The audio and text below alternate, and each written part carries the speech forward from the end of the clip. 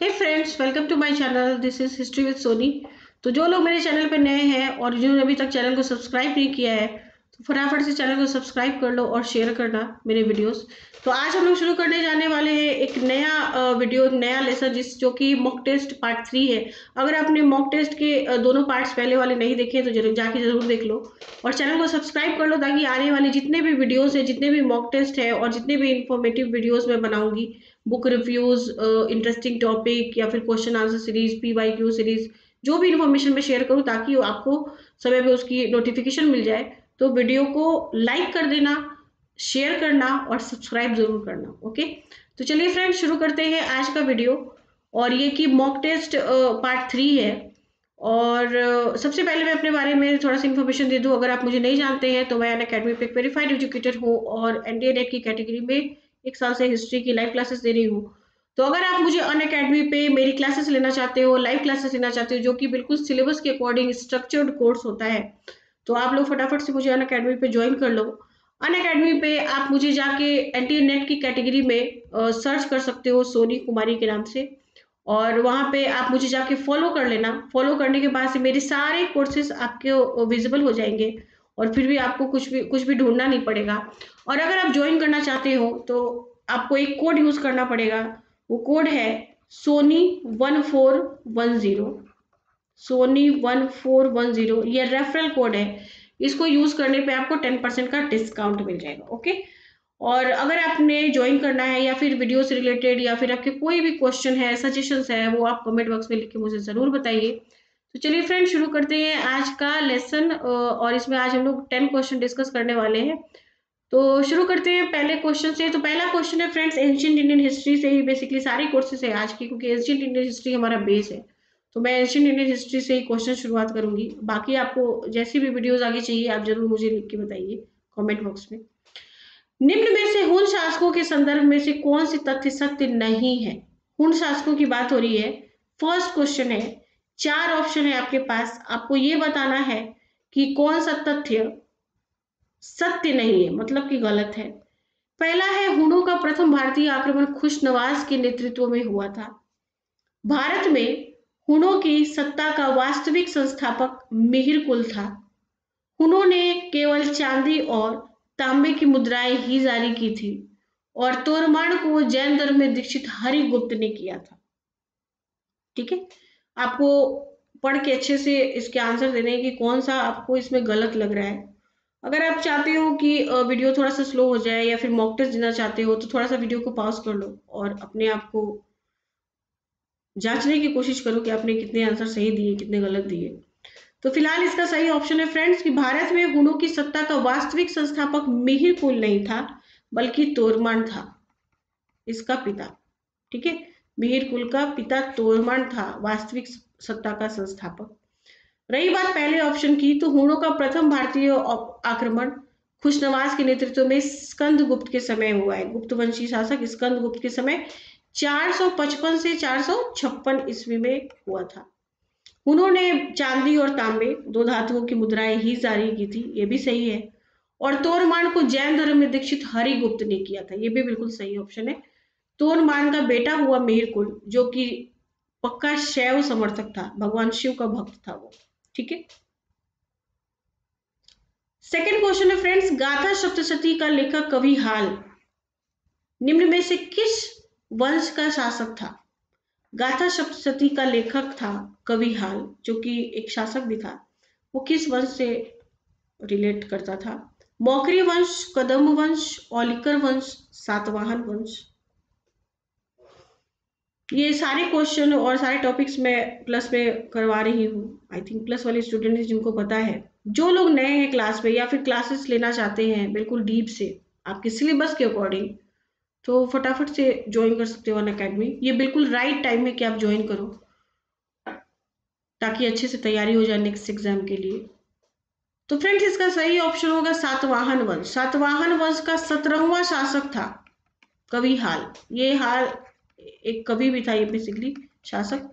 और इसने प्राकृत प्राकृत भाषा में बेसिकली महाराष्ट्री प्राकृत भाषा में इसने लिखा है गाथा सप्तशती। इसके दरबार में बहुत सारे और भी लेखक वगैरह रहते थे। गुणाढ्य जिन्होंने बृहद कथा लिखा है वो भी इसके दरबार में थे। शर्ववर्मन, तो इसके दरबार में भी साहित्य के प्रेमी और साहित्यकार लोग रहते थे, क्योंकि ये खुद भी एक फेमस कवि था सातवाहन वंश का।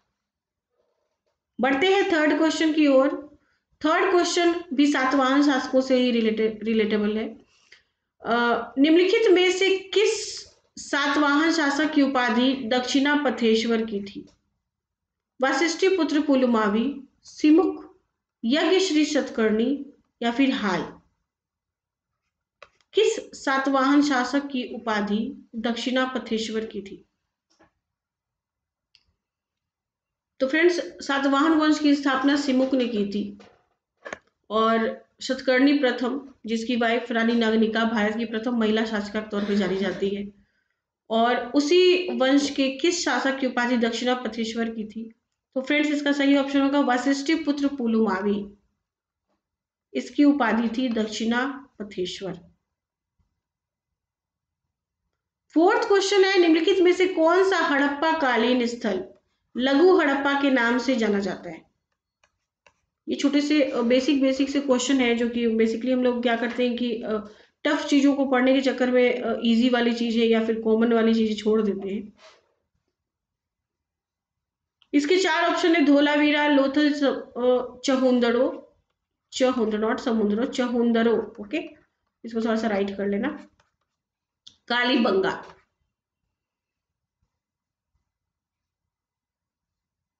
तो इसका सही ऑप्शन है फ्रेंड्स लोथल। लोथल को लघु हड़प्पा और लघु मोहनजोदड़ो के नाम से भी जाना जाता है। सही ऑप्शन इज लोथल। और लोथल की खोज किसने की है और उत्खनन किसने किया है? लोथल की खोज की है एस.आर. राव ने, और उत्खनन भी इनका एस.आर. राव ने किया है। एस.आर. राव ने इनका खोज किया है 1954 में, और उत्खनन हुआ है इसका 1957 टू 1958। ठीक है, इसका अधिकांश एरिया भोगवा नदी के तट पे है लोथल। यहां से विश्व का प्राचीनतम गोदीबाड़ा के साक्ष्य मिले हैं, डकयार्ड। निम्नलिखित में से मंदिर स्थापत्य के अंग कौन सा नहीं है? मतलब सारे मंदिर स्थापत्य के अंग हैं। थोड़ा सा मंदिरों से भी जुड़ा हुआ क्वेश्चन मैंने रखा है, क्योंकि एग्जाम में पूछे जाते हैं। क्वेश्चन नंबर 5, निम्न में से मंदिर स्थापत्य के अंग नहीं है कौन से? फर्स्ट है उरुश्रृंग, सेकंड है संगाराम, गोपुरम एंड नवरंग। ध्यान से सोच समझ के इसका आंसर करना।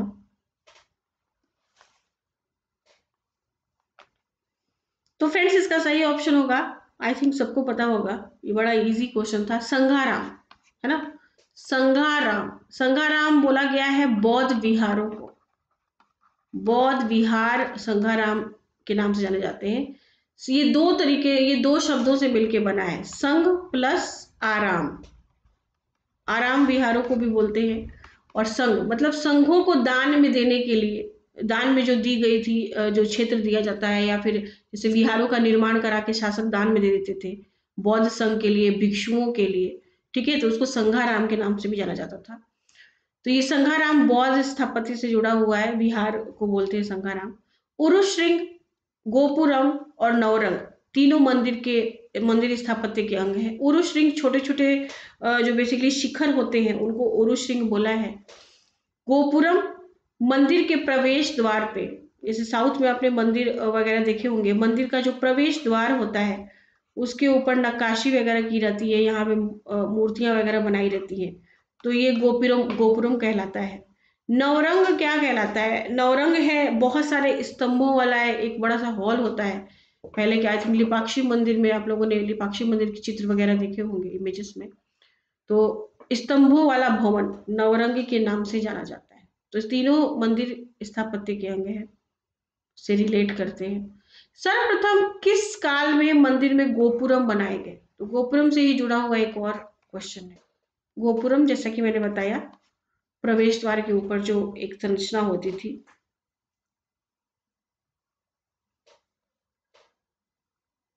पल्लव काल में, चोल काल में, पांडे काल में, या फिर चालुक्यों के काल में? सर्वप्रथम की बात हो रही है, सबसे पहले ये गोपुरम की शुरुआत। तो फ्रेंड्स इसका ऑप्शन, सही ऑप्शन है पल्लव काल में। ठीक है, पल्लव काल में गोपुरम सर्वप्रथम बनाया गया। और कैलाशनाथ मंदिर है, कैलाशनाथ मंदिर एंड बैकुंठ पेरुमल मंदिर, जो कि पल्लव कालीन मंदिरों का में बहुत ही महत्वपूर्ण है, बड़ा ही फेमस है, बैकुंठ पेरुमल मंदिर। ठीक है, उसमें बनाया गया। हालांकि चोल शासकों ने या फिर चालुक्य पांड्य शासकों ने भी बहुत अपने मंदिरों में गोपुरम का यूज किया है। चालुक्यों में विरूपाक्ष मंदिर, जो कि इसमें गोपुरम का निर्माण हुआ है। सबसे अलंकृत मतलब सजाया हुआ बहुत अच्छी कारीगरी वाला गोपुरम पांड्य शासकों ने बनवाया था। ठीक है, अब बढ़ते हैं नेक्स्ट क्वेश्चन की तरफ। क्वेश्चन नंबर 7, निम्न शब्दावली मतलब निम्न शब्दावलियां यहाँ पे दी गई हैं और उनके अर्थ दिए गए हैं। इसमें आपको बताना है कि कौन से सही सुमेलित नहीं है। गंधिक इत्र बनाने वाले निम्न शब्दावलियों में से और उनके अर्थों में से कौन से सुमेलित नहीं है, मतलब कि गलत मिलान किया हुआ है। गंधिक इत्र बनाने वाले, गहपति धनी किसान, गोलिक मिट्टी के पात्र बनाने वाले, गुल्म सैनिक टुकड़ियां। शब्दावलियों को बड़ा एग्जाम में पूछते हैं, खासकर मैच करने वाले क्वेश्चन में डाल देते हैं, तो सोच समझ के इसका आंसर दो। तो फ्रेंड्स इसका सही ऑप्शन होगा ऑप्शन नंबर 3। गोलिक मिट्टी के पात्र बनाने वालों को नहीं बोलते हैं, बल्कि गोलिक बोलते थे चरवाहों को। चरवाहे गोलिक कहे जाते थे। ठीक है, तो ये गलत सुमेलित है। एक साथ 16 संस्कारों का सर्वप्रथम उल्लेख गृह सूत्रों में हुआ है। किस संस्कार को गोदान संस्कार भी कहते हैं? गोदान संस्कार के नाम से कौन सा संस्कार जाना जाता है? कर्णभेद, उपनयन, विद्यारंभ, केशांत।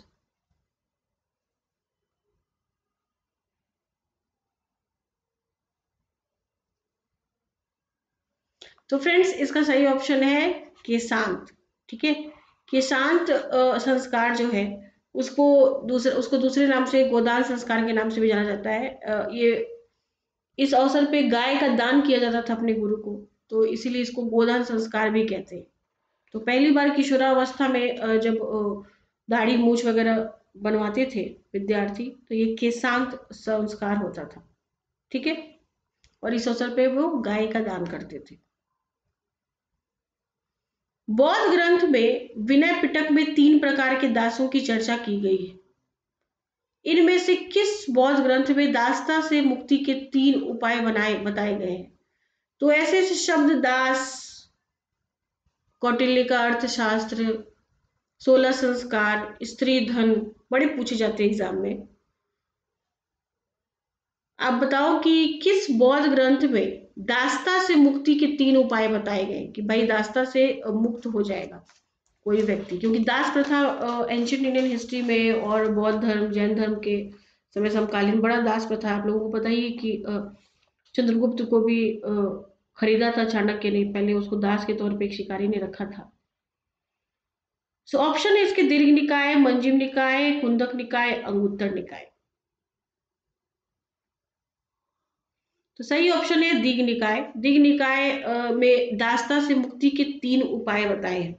ठीक है, इसमें 3 उपाय में क्या है कि अगर दास बेसिकली तब दासता से मुक्त हो सकता है जब वो या तो संन्यास स्वीकार करे, दास द्वारा संन्यास ग्रहण कर लेने पे अपने स्वामी को वो धन दे दे और धन के बदले में वो अपने आजादी ले ले, या फिर उसके स्वामी खुद से उसे स्वतंत्र कर दे स्वयं।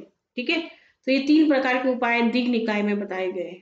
ठीक है, तो दीघ निकाय, मंजिम निकाय, खुंदक निकाय, अंगुत्तर निकाय एंड एक और जोड़ दो संयुक्त निकाय, ये 5 निकाय त्रिपिटकों में सुत्त पिटक के भाग है। आप लोगों को पता ही है कि बौद्ध धर्म में त्रिपिटक और त्रिपिटकों को, जैसे कि सबसे पहले सुत्त पिटक है सबसे बड़ा महत्वपूर्ण, तो ये काफी बड़ा है, इसलिए इसको 5 भागों में डिवाइड कर दिया है। उसके बाद सुत्त पिटक, विनय पिटक एंड फिर अभिधम्म पिटक। तो ये सारे सुत्त पिटक के ही भाग हैं। लास्ट क्वेश्चन है, उसके बाद एक इंटरेस्टिंग फैक्ट है आप लोगों के लिए। तो जो लोग मेरे चैनल पे नए हैं या फर्स्ट टाइम वीडियो देख रहे हैं, तो आप लोग प्लीज चैनल को लाइक कर दो, वीडियो को लाइक कर दो, चैनल को सब्सक्राइब कर लो और प्लीज शेयर जरूर करो। ओके। प्राचीन काल में युद्ध में निम्नलिखित में से किस पोतों या जहाजों का उपयोग किया जाता था? तो प्राचीन काल में युद्ध नौसेना बेसिकली भी थी, कई शासकों के पास नौसेना थी और जल के मार्ग से भी युद्ध होते थे। तो जहाजों के बारे में बात हो रही है। बड़ा इंटरेस्टिंग क्वेश्चन लगा मुझे, तो इसलिए मैंने इसको आज स्लाइड में रखा है। आप अपनी फीडबैक जरूर दीजिए। सर्व मंदिर, मध्य मंदिर, अग्र मंदिर या फिर एक और दो दोनों का किस प्रकार के जहाजों का प्रयोग करते थे?